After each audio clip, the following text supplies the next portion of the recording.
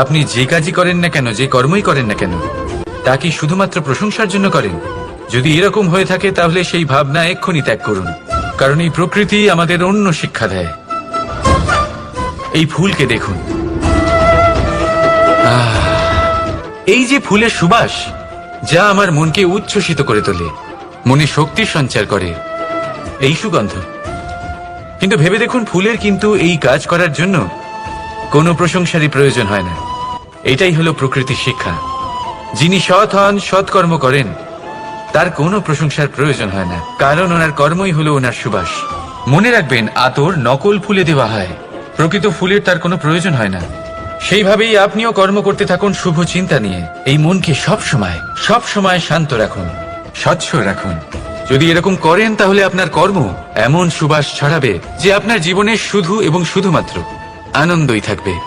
তাহলে